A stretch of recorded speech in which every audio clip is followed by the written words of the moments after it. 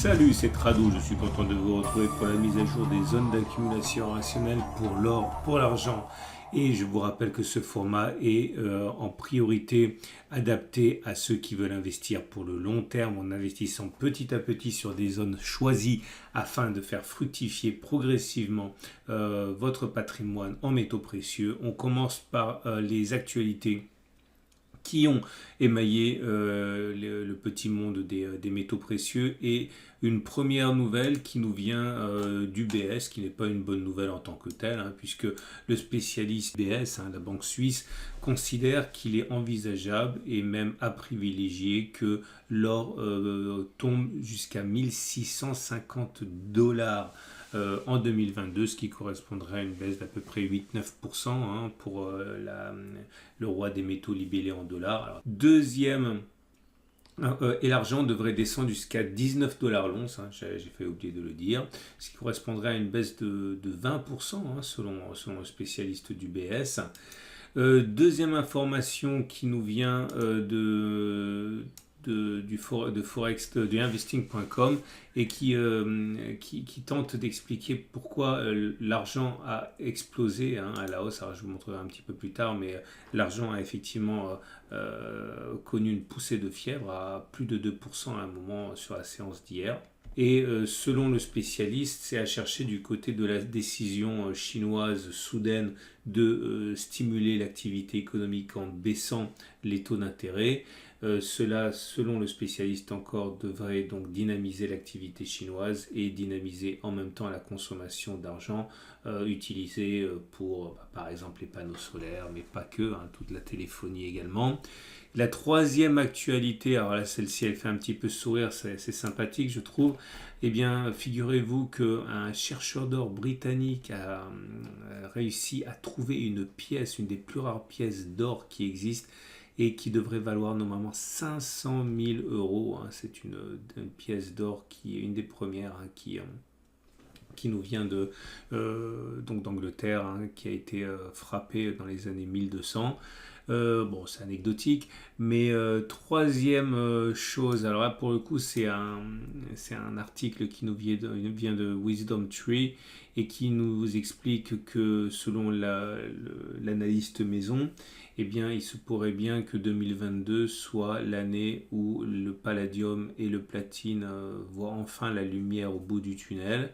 Parce que pour plusieurs raisons, mais notamment parce qu'on devrait quand même au bout d'un moment cesser de subir les problèmes logistiques qui pénalisent l'industrie automobile et donc de fait la consommation de platine et de palladium. Il y a d'autres raisons.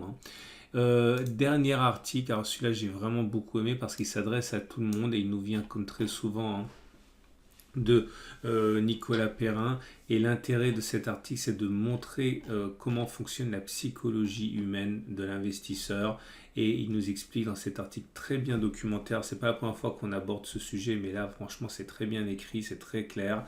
C'est pourquoi il faut investir petit à petit, que ce soit dans les cryptos, que ce soit dans les actions, les trackers et bien sûr dans l'or, et pourquoi il ne faut surtout pas tenter d'acheter au meilleur coût. Je vous rappelle que ma méthode, la méthode d'accumulation rationnelle que je vous présente tous les jours, est une tentative d'amélioration de ce système justement de l'investissement régulier, parce que clairement on ne sait jamais où le marché va aller, sinon le marché n'existerait pas s'il n'y avait que des certitudes, et donc à partir de là l'investissement régulier m'a toujours semblé être la forme la plus logique finalement d'investissement, et en tout cas la plus simple.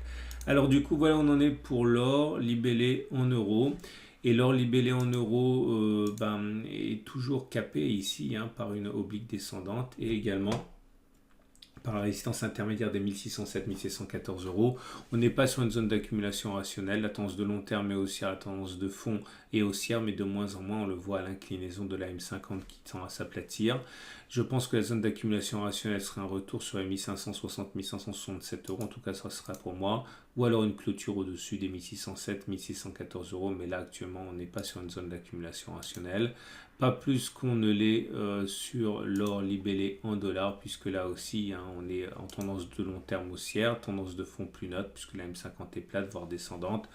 La zone d'accumulation rationnelle sera un retour une fois de plus sur les 1780-1758 si on y va.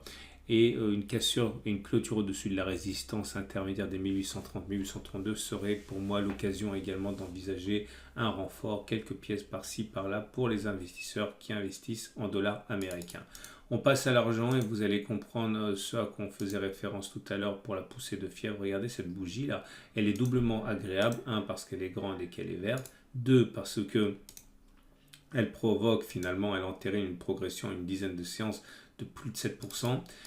Ça ne change pas la tendance de long terme qui est baissière, ni la tendance de fond qui n'est toujours pas haussière, puisqu'on est au-dessus de la M50 certes, mais celle-ci descend.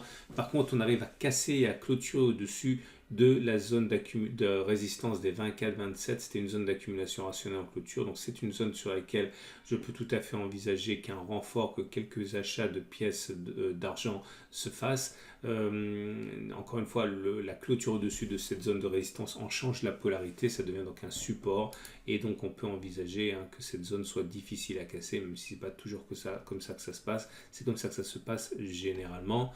Et c'est la même chose pour l'argent libellé en dollars. Comme on peut le voir, la poussée a été assez significative, quoique moins significative, mais quand même suffisante pour clôturer au-dessus de la zone des 23-23-4, la zone de résistance qui change de polarité, devient support. C'est donc une zone d'accumulation rationnelle pour les investisseurs qui utilisent des dollars américains, donc l'argent libellé en dollars. Et là aussi, la progression depuis une dizaine de séances est significative, puisqu'on est monté de plus de 7%.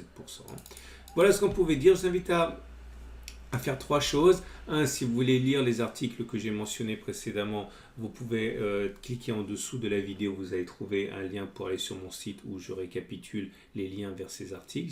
Je dispatche.